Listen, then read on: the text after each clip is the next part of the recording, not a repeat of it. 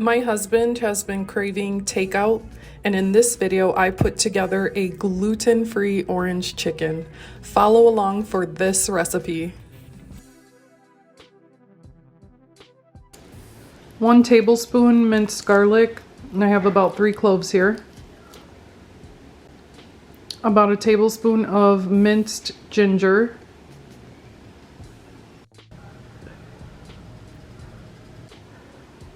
Quarter teaspoon of Chinese chili flakes. There is a difference from red pepper flakes. These are much spicier, and I found them at the Asian market. The package just said Chinese chili flakes.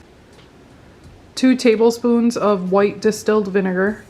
A quarter cup of orange juice, or quarter cup to a half a cup of orange juice, and I'm just going to juice as many of these until I get that amount. 1 tablespoon of white granulated sugar, 1 tablespoon of dark brown sugar. 1 to 2 tablespoons of soy sauce. I'm using a gluten-free seasoning sauce. I have a tablespoon of cornstarch. I will be making into a slurry later to thicken the sauce. These are the ingredients for the fried chicken. So I have about 1 cup of a gluten-free flour mix, 1/4 cup of cornstarch, and a 1/4 cup of potato starch. I'm going to season that with sea salt and white pepper, 1 egg, and a tablespoon of oil. I have a little over a pound of chicken thighs or dark meat, and I will be chopping this into 1 inch by 1 inch bite-sized cubes. I'm going to make the gluten-free batter. I got this recipe from the recent Munchies episode with the Panda Express. He mixed together flour and cornstarch. I'm gonna do kind of the same process, but I'm using potato starch and cornstarch. I'm going to season it with half a teaspoon of white pepper and half a teaspoon of salt.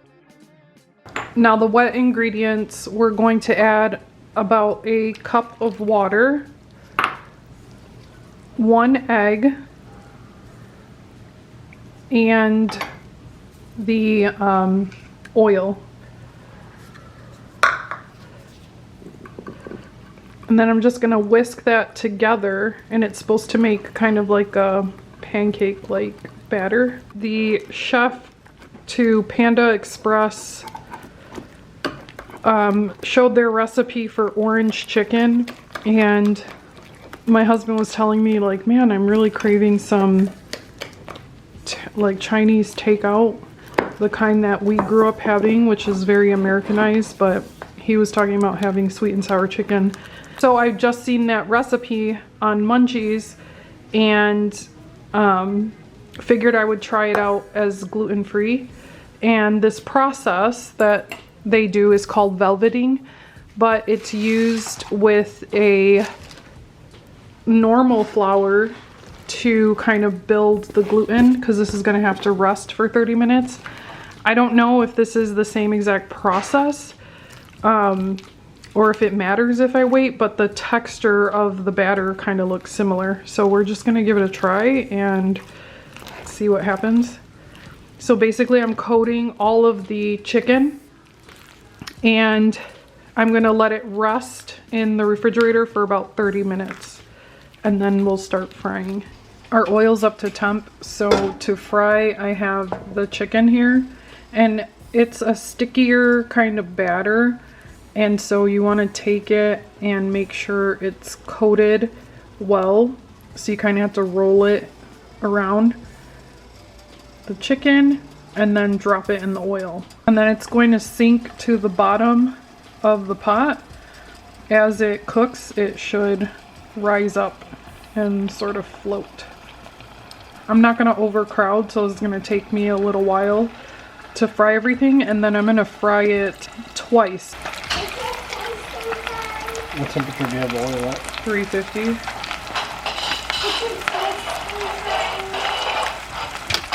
All of the chicken is cooked, so now I'm going to let it cool down, and it has to be cool to the touch. We're going in with the second fry.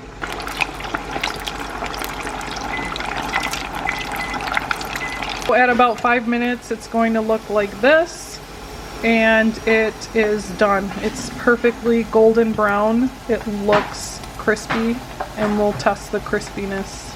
To make the sauce, in a sauce or saute pan, add 1 tablespoon of oil and the chili flakes to infuse the oil. Then add the garlic and ginger and saute for a few seconds.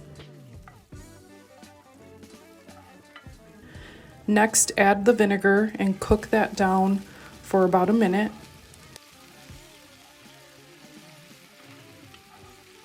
Then add the orange juice and sugars.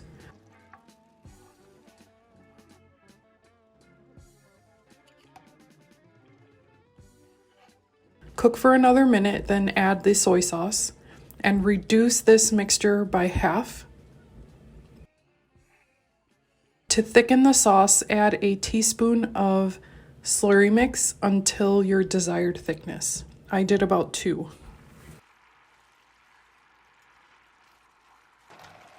To the sauce, add in your fried chicken pieces and mix around and coat every piece really well. Look at this chicken. This turned out so well. My boys and nephew annihilated this batch. They loved it so much. I am so happy I tried this. It was simple to put together and definitely fulfilled our craving for takeout.